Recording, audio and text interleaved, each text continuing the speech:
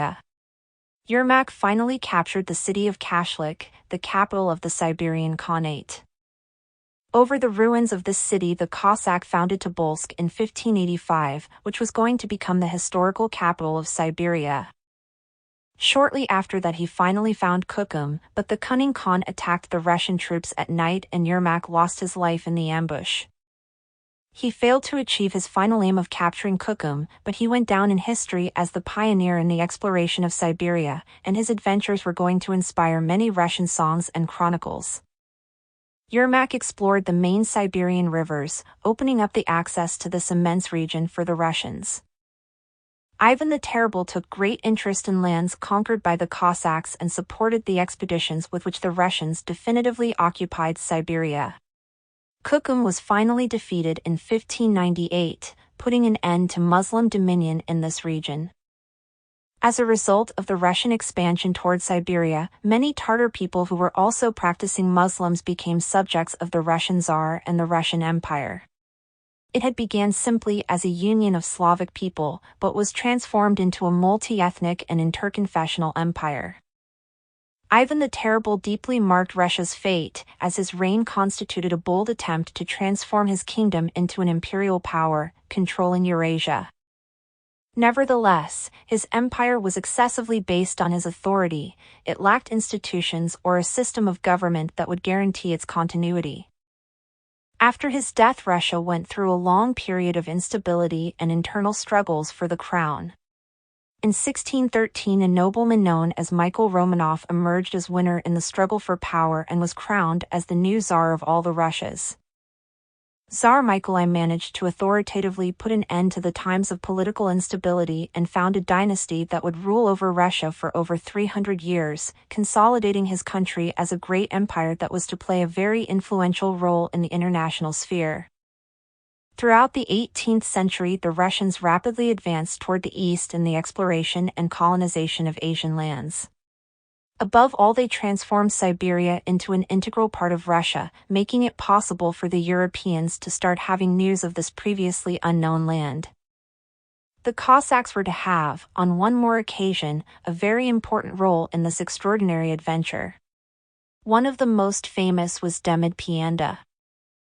According to the Siberian Chronicles, in 1620 Pianda went to Siberia with a group of men on a hunting expedition, in order to trade later with animal furs in that region.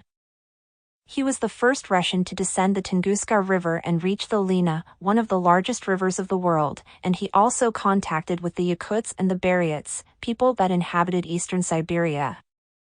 The Cossack explorations were followed by expeditions of Russian troops with the mission of building forts to ensure that the territories would continue under the Tsar's sovereignty. In 1627 they founded a fort in Krasnoyarsk, and another one on the Lena River. A decade later the troops reached the Great Lake Baikal for the first time. Finally in 1648 one expedition reached the Bay of Okhotsk, on the Pacific Ocean. In less than 100 years the Russian nation expanded its frontiers from Eastern Europe to the Far East. Just the ambition of the Tsars, but the determination of the common Russians to settle in what were known for several generations as the Lands of Darkness. As it happened with the Atlantic empires, the fortune seekers and adventurers were going to lay the foundations of the Russian Empire. The main source of wealth that was initially discovered in Siberia was the fur trade, based on its abundant fauna. As a result of this, fur became the most important business in 18th century Russia. From the 17th century Russia experienced a sudden rise of demand for furs similar to the gold rush in the United States in the 19th century, and many ventured into the Russian steppe in search of this increasingly profitable product. For the Tsars, the furs in Siberia constituted a source of wealth almost as important as the silver and gold of America for the Spanish monarchs. Just like the Spanish sovereigns, the Tsars received a percentage of the profits earned in the fur trade, and they also demanded the Siberian natives pay their taxes in furs as new Russian subjects. The process of imposing Russian sovereignty and forcing the natives from the conquered lands in the 18th century to pay taxes was generally easier for the Russians than for the Atlantic empires, for various reasons. First, Siberia and the Caucasus were scarcely populated by very backward peoples who did not have sufficient means to resist the arrival of the Russians. Second, the tax that was demanded from them did not constitute such a burden, as furs were abundant. And finally, the natives were generally not employed as cheap labor. Nevertheless, there was obviously plenty of resistance from many of the conquered peoples to becoming Russian subjects, and the resistance grew as they marched toward the east. The Buryats and Koryaks fought for their independence until they were finally subdued by force. Another great advantage that the Russians encountered in the process of colonial expansion toward the east was that unlike the Atlantic powers, they did not have any significant rivals.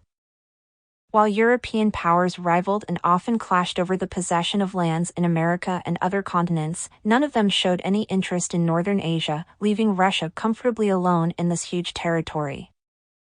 On the other hand, the Russian advance into southern Siberia proved much more challenging, as they were to interfere with the interests of two formidable nations, Mongolia and China.